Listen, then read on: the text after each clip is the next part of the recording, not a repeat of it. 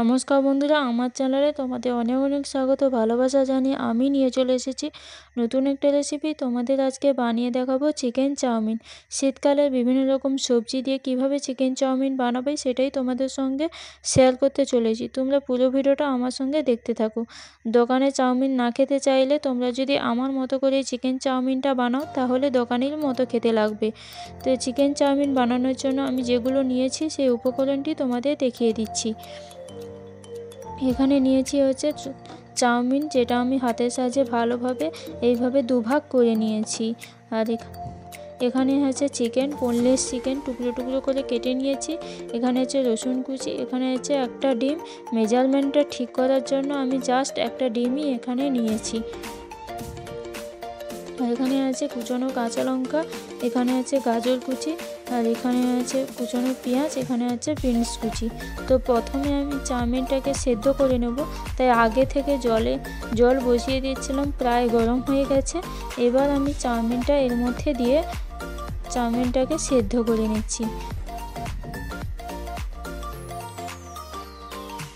দেখো সুন্দরভাবে সেদ্ধ হয়ে গেছে। আমি এবার এটা জল ঝরিয়ে নেব। দেখো জল ঝরিয়ে নিয়েছি, থালার মধ্যে এটাকে রেখে দিলাম। এবার আমি সাদা তেল গরম করতে বসিয়ে দেব। তেলটা গরম হয়ে গেলে আমি এর মধ্যে দিয়ে দেবো হচ্ছে রসুন কুচি। প্রথমে দিয়ে দেবো হচ্ছে রসুন কুচি, তারপর দিয়ে দেবো হচ্ছে কুচনো পেঁয়াজ। হাফ বাটি মতো একটা বড় পেঁয়াজ নিয়েছি, সেটা কুচিয়ে এবার দিয়ে ভালোভাবে ভেজে নেব। একটু লাল করে ভেজে নেওয়ার পর আমি এর মধ্যে দিয়ে দেবো হচ্ছে কুচনো কাঁচা লঙ্কা।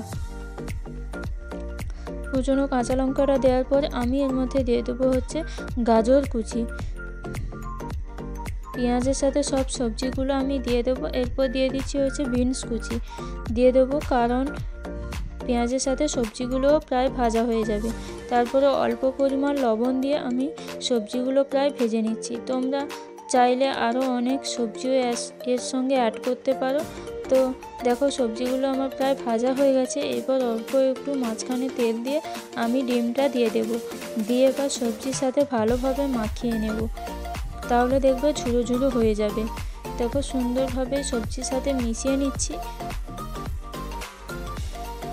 এরপর আমি এর মধ্যে দিয়ে দেবো হচ্ছে পরিমাণ মতো হলুদ গুঁড়ো, পরিমাণ মতো লাল লঙ্কার গুঁড়ো দিয়ে আবার আমি সুন্দরভাবে মিশিয়ে দেব, যাতে হলুদ গুঁড়ো লঙ্কার গুঁড়ো গন্ধটা না থাকে। সুন্দরভাবে আমি মেশাতে থাকবো। এরপর দেখো সুন্দরভাবে মেশানো হয়ে গেলে আমি এর মধ্যে দিয়ে দিচ্ছি হচ্ছে বোনলেস চিকেন।